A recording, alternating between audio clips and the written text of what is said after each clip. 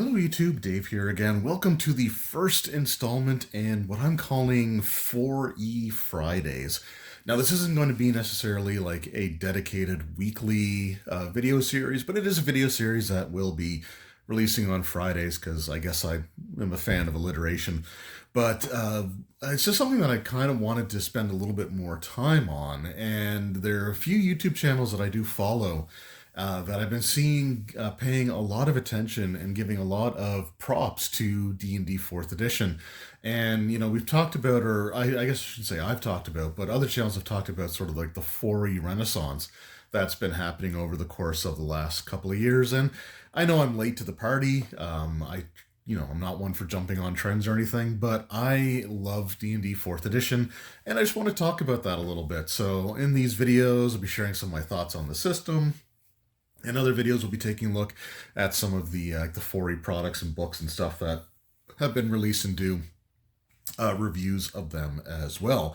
One of the things that if you're even remotely interested in D&D 4th edition, and again, look, if you're not a fan of 4E, that's fine. I understand that it's a divisive version of the game, but this channel is not a place for people to be engaging in edition wars.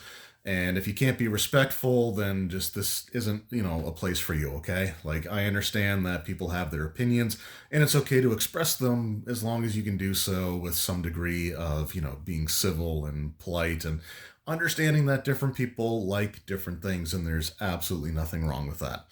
So anyway, like I said, if you're remotely interested in 4th edition, one of the first things that I would recommend are these two books here, which are ones that I actually passed up on back in the day and had to end up ordering through DM's Guild or Drive Through RPG.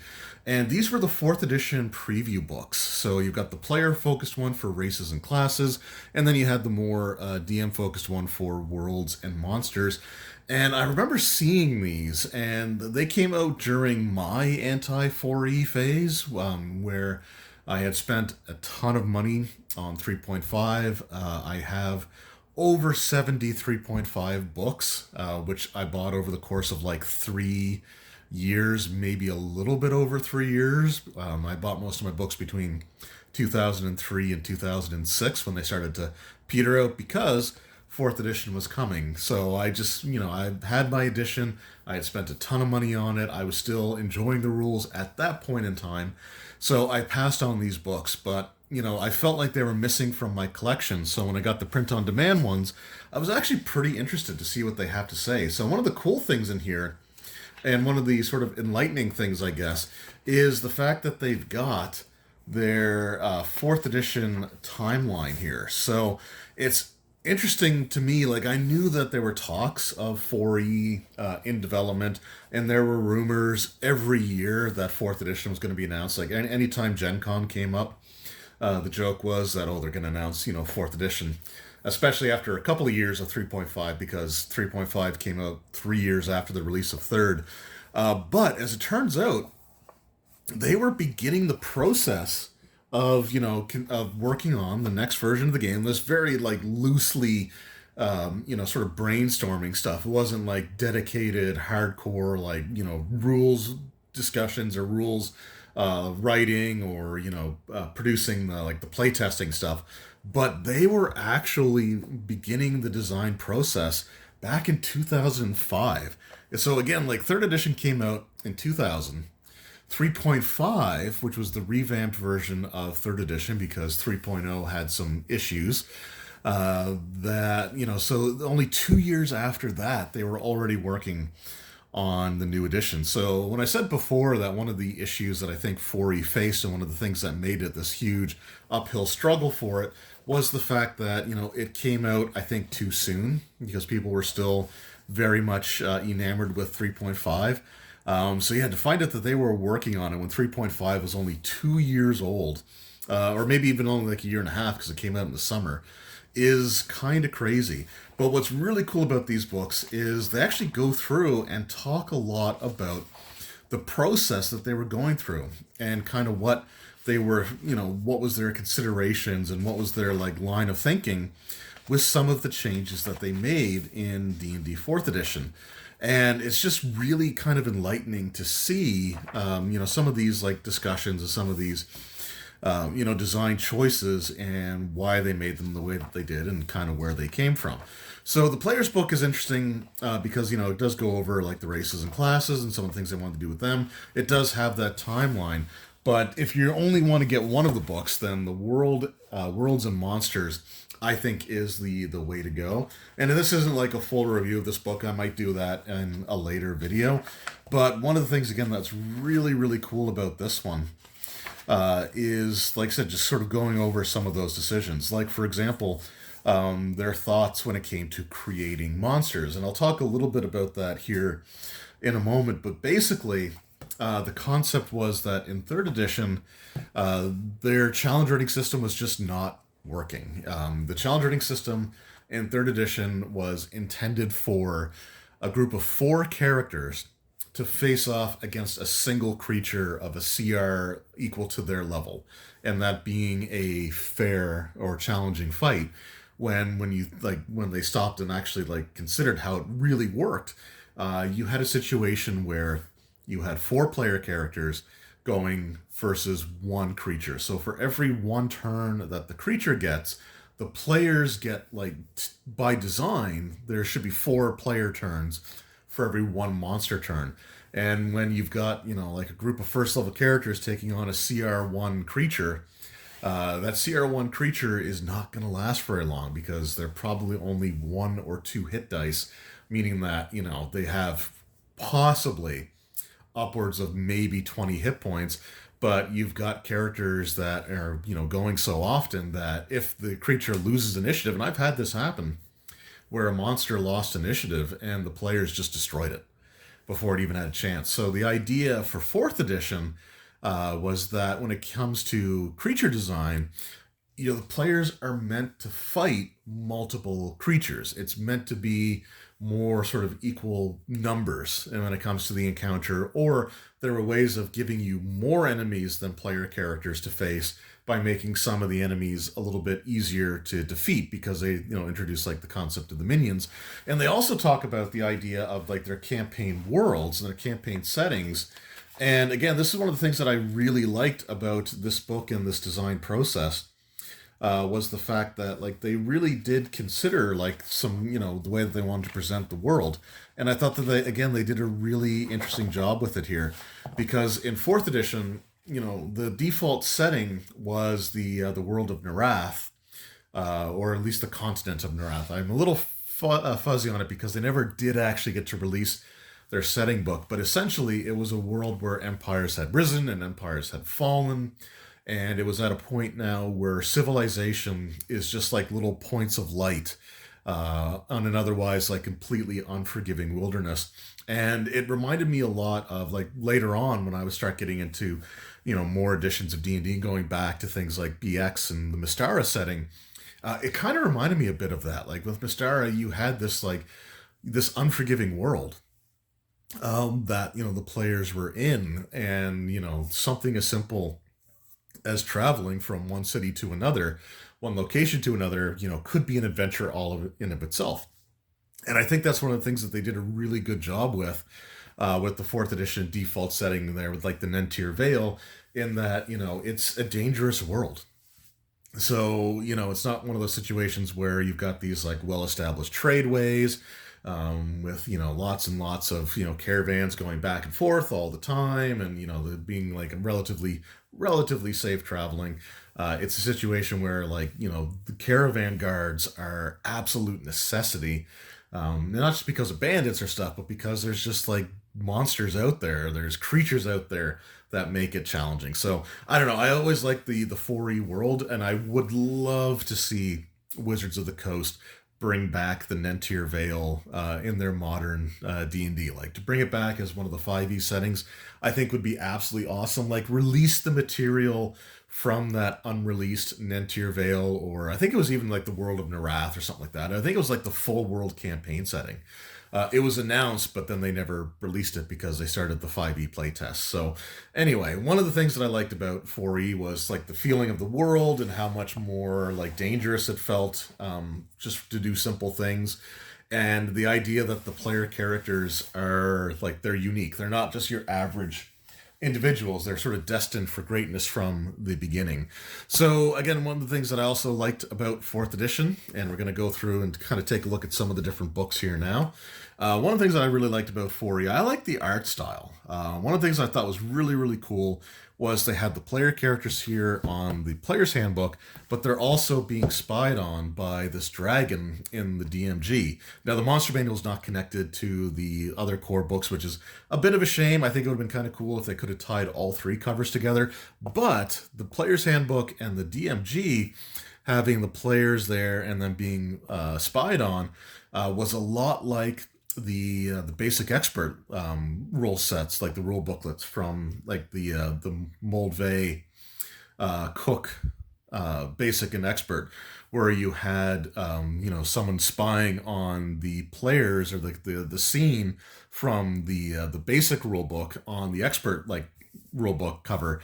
I thought was really, really cool. I know I didn't articulate that well, but you had the basic rule book had like the players engaged in something, and on the expert rules you had somebody like spying on them, sort of like, I think it was through a portal. I don't think it was a crystal ball, but it was still really, really cool to kind of have that going forward here. But one of the things that I really liked about fourth edition, and it took me a while to get there because I just wasn't quite ready to accept 4E when it first came out, because like I said, I had spent a lot of money on 3.5. But I did get the Player's Handbook for Christmas in 2008 from my mother, who, it was the first and only role-playing book that I ever got from family, aside from, like, my wife. So I, had this on my shelf for a little while before I finally, had to work a back shift one night. So I said, you know what, I'm going to take my 4th edition Player's Handbook, and I'm just going to try to make a character. Because with the back shift, you usually had a couple hours of downtime. Because there's not a lot of people out, getting gas or stuff like that at, between 3 and 5 in the morning.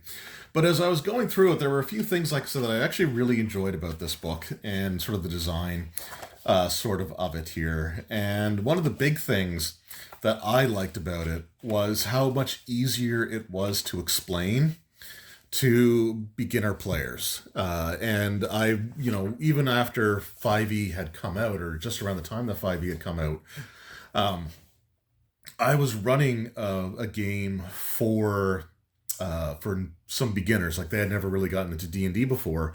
We started with 3rd edition, but some of the concepts, just, not that they were inherently difficult, they just weren't the most like logical.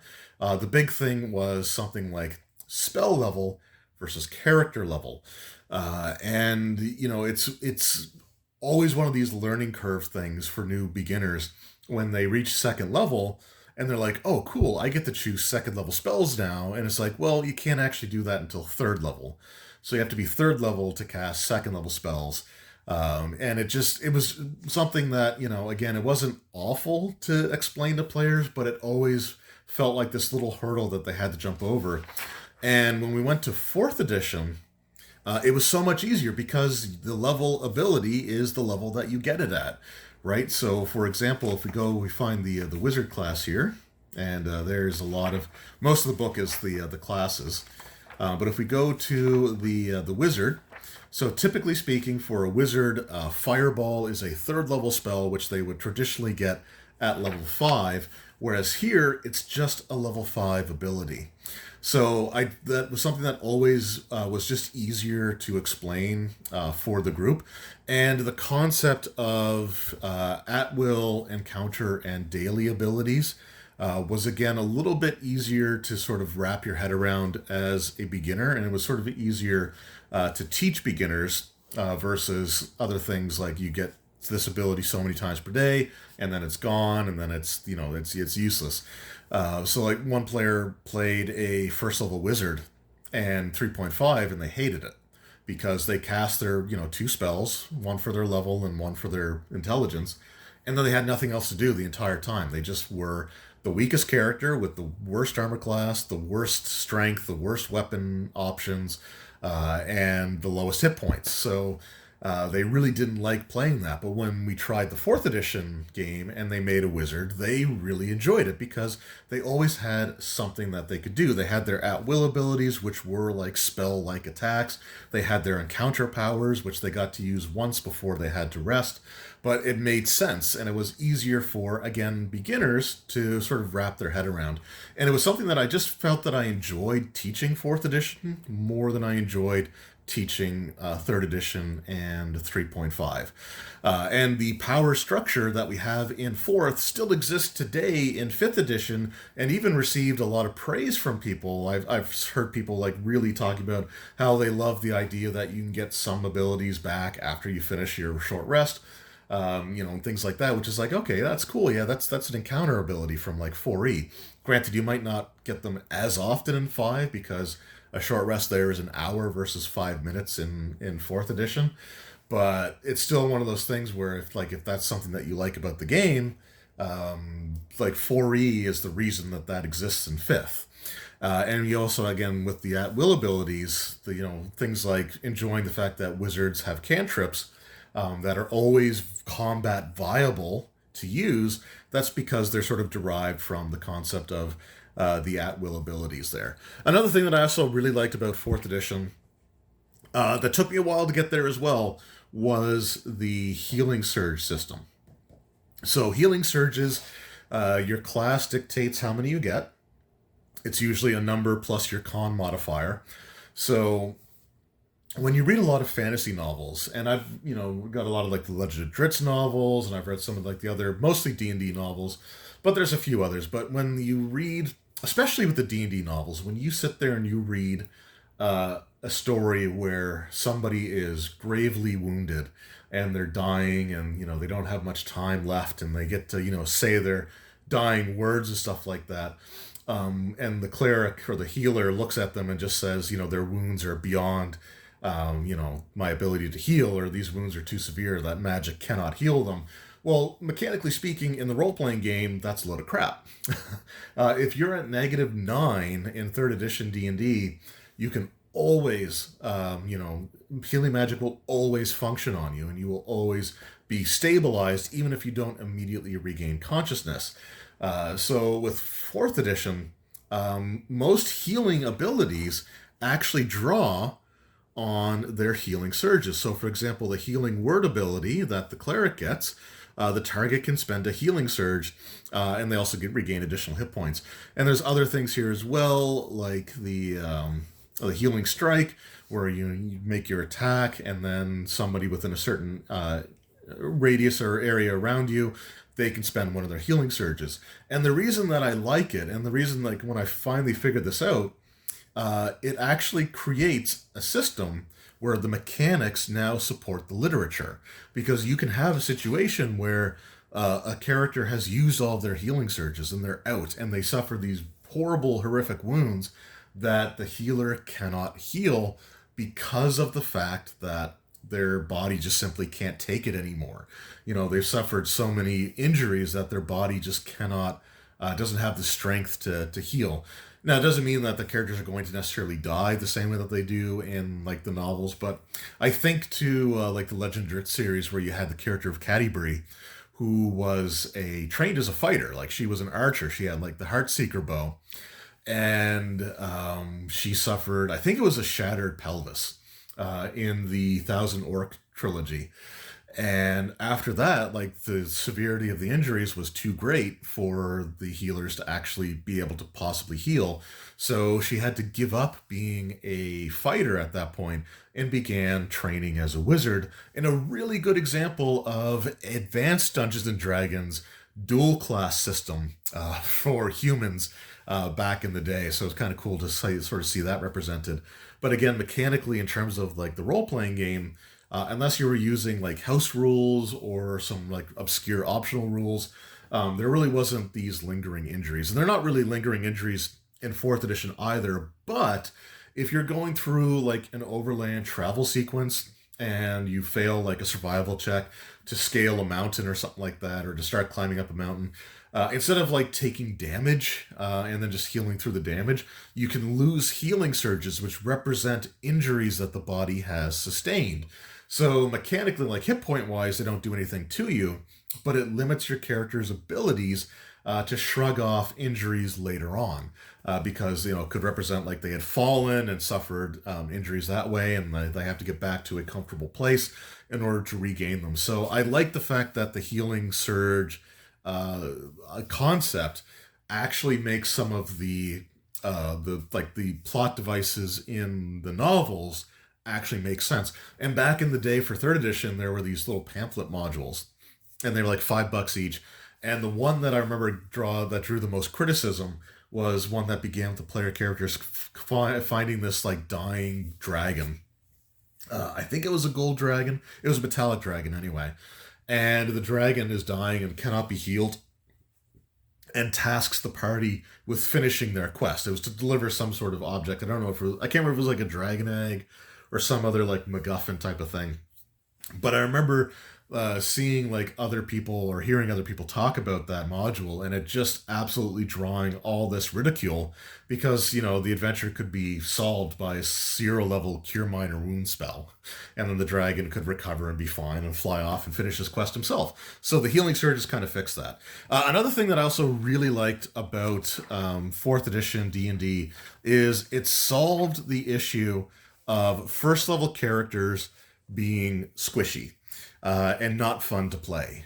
So when I was, in the days of like third edition 3.5, a lot of the campaigns that we started would usually start between third and fifth level. Because by the time you're at like third level, you have a decent amount of things that you can do. You've got a decent amount of hit points, so you can take a few hits. You just have a bit more staying power. So levels 1 and 2 were often skipped in terms of like the actual playing of the game, just to make the characters a little bit more fun to play.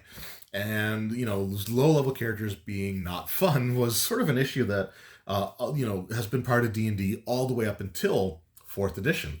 And with 4E, it's just a simple change where instead of adding your constitution modifier every level, you gained a fixed number of hit points, which is usually a little bit more than what you would have in third edition.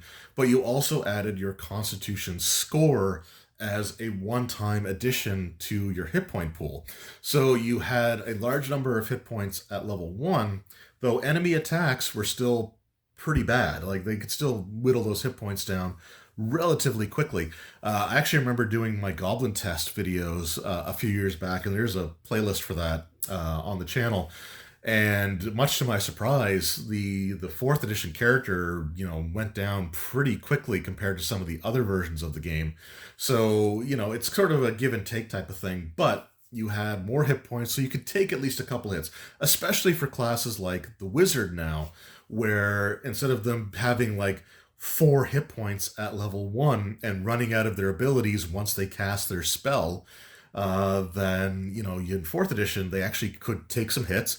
They had abilities that they could always use, and it just made for a more fun experience. And it's something that they backtracked on with fifth edition, and I still am incredibly annoyed by the fact that instead of like trying to address the issue of first and second level characters not being that fun to play, they just simply like turbocharge you through those levels, right? In any edition of the role-playing game before fifth edition, the minimum amount of experience points you typically needed to get from level 1 to level 2 was 1,000, and that was in third edition. And then in fifth edition, you gained second level when you gained like 300 experience points, and then you gained third level with only 900 experience. So you'd be third level in fifth edition before any other version of the game would get you to second level. And I just always found that like you solved the problem in 4E. You made the first level characters have some endurance, have some staying power, and instead of sticking to that concept, because it does work, they simply just said, well, we'll just, speed run you through levels 1 and 2.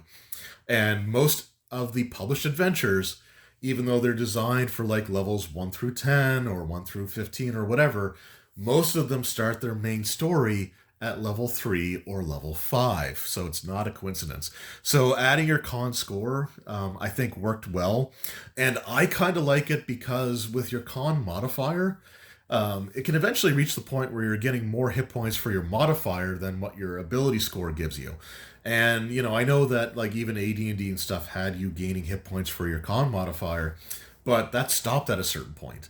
Whereas in third edition, it just kept going. So, I don't know, I kind of like the idea of adding your con score to your starting hit points and having a little bit more staying power, combined with the at-will abilities, the encounter powers, always giving you something interesting to do. So that was something that I also really liked about the way that fourth edition was designed. Another thing that I also really liked in fourth edition was the ending of the feat trees. Now, in third edition D&D, you had your feats, and not all feats had like these long, elaborate, prerequisite lists, but there were some that did. And if you wanted to use those abilities, you pretty much had to plan your character out from day one. Like, if you wanted to use Whirlwind Attack, you had to dedicate like 3 or 4 other feat slots to that in order to gain that like one ability that you really want. So when 4th edition came out, the feats became a little bit less grandiose in terms of like what kind of bonuses or what kind of effects that they give you, but almost none of them require another feat as a prerequisite. I think the only feat that might require other feats as a prerequisite that I can see anyway is the armor proficiency, because you have to get armor proficiency heavy, you have to have an armor proficiency in like medium armor. Although I don't think it's called light, medium, or heavy anymore. I think it's based off of like the armor types, like plate or scale or like leather and cloth. But it's just one of those things where like you can actually, like, when you're leveling up your character, you don't necessarily need to think about what feats you want like 10 or 12 levels down the road. For a lot of them, you can just kind of see when you gain a feat like what might be beneficial based off of what you've been doing or what you might expect to be doing based off the way that the game's been played. So, feats are still very much a part of 4th edition, but generally speaking, I think they did a better job of making them to be sort of like nice little bonuses, but not completely necessarily define your character the way that your character's class features do in 4th edition. So that was one thing that I also really liked about it. Another thing that I also enjoyed was that you no longer had to roll for critical threat confirmation. And I'm running the Savage Tide campaign now, and one of the big complaints about the 3.5 system, and the players are enjoying themselves. At least they say that they're enjoying themselves, and I'm hopefully able to believe them. But one of the biggest issues is rolling for a confirmation, and the reason that it sucks is because a lot of times you get this natural 20 when you need it, and there's this exhilaration of rolling that nat 20 and the sense of like, especially if you're in a really tough battle, like that could change the tide of everything, only to turn around and roll a 1 on your confirmation roll. And I've done that countless times. And I've had players in my 3rd edition game, my 3.5 game for Savage Tide, I've had that happen to them a lot as well, where they're rolling that natural 20, they get excited, and then there's this huge letdown when they miss on the confirmation roll. So the concept of criticals in 3rd edition was novel. Not to say that there weren't other types of critical rules in previous editions, but I think most of them were like house ruled. But with 3rd edition, like, you had these weapons that could do like 3 times or 4 times their normal damage on a critical hit. So they wanted to make them, I guess, harder to come by. But it really was a bummer. Like, it really was a drag to roll that natural 20 and then turn around and roll a natural 1, which almost always seems to be the way that it goes. So it was just a bit of a letdown. So with 4th edition, they actually fixed it, and they made critical hits a little bit less swingy in terms of like how it can affect battle. The way that it works is that when you roll your attack, if you roll a natural 20 on the die, the hit is automatic, and so you don't have to worry about that. But if you add your attack bonus to the 20 that you rolled, and if that would equal or exceed the target's armor class, which it almost always should, then you do maximum damage. So you don't have to roll, because another issue with criticals in 3.5 is that there are times when you're rolling double the weapon damage, You can roll less than you could normally do with just a regular hit. So they just fixed it to it being max damage. If you roll a natural 20 and the result would equal or exceed the target's armor class. If it wouldn't equal or exceed the target's armor class, then you still at least get a hit and you get to roll damage. The way that they changed that a little bit, though, is that magic weapons, let's see if I can find any here. The way that magic weapons worked is they generally gave you extra damage dice per the plus of the weapon for your critical hits. So if you did a critical hit, you roll or you do max damage, and then if you had to say a +3 berserker weapon, you'd also get to roll 3 d10s. So it makes the magic weapons impact the critical a little bit more. Generally speaking, the critical hits was typically like a d6, but they could be other dice, like we said here, the d10 or d8s, or even have some other effects on there as well. But yeah, it's just one of those things that, again, it cut down on extra dice rolling. It cut down on the ability for players to get really excited only to be really like let down afterwards. So the other thing that I also like about 4th edition, and this will be the last thing for the player's handbook here, but one of the things I also liked about 4th edition was the change from saving throws to defenses. So if we can just see here, we'll just use the warlock as an option. So they have their defenses.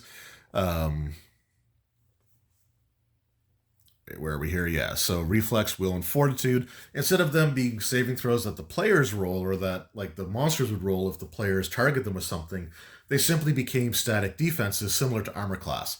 So you could have abilities that, you would roll an attack versus armor class, or an attack versus fortitude or reflex, or against their will defenses. And it just sort of cut down on the excessive die rolling.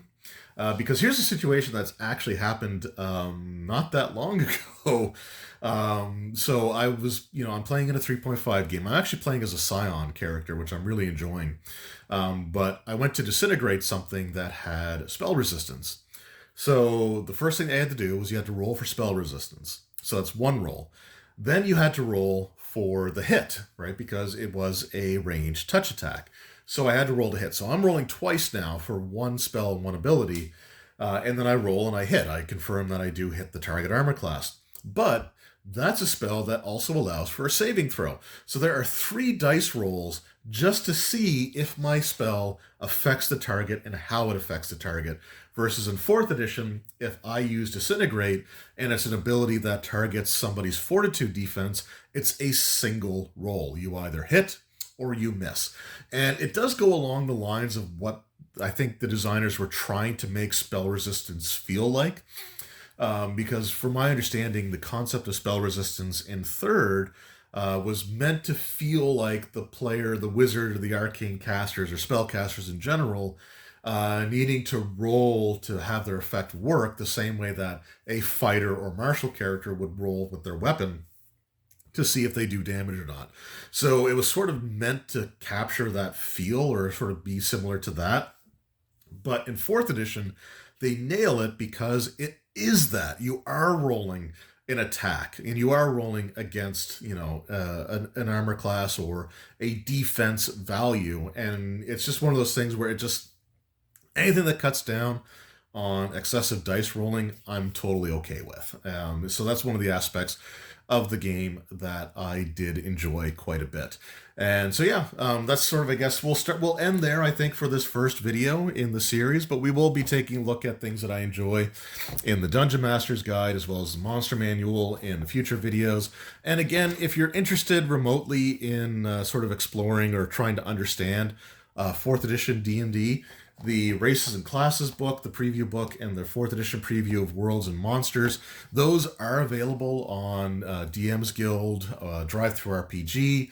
You can get the PDFs if you don't want the physical print ones, but they provide a ton of insight into the design intentions and the reasonings for them in 4E, their class structure and like monsters in their campaign setting.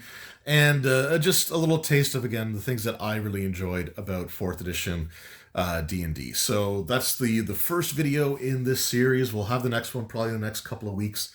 Like I said, it's not going to be every Friday, but they will be on Fridays.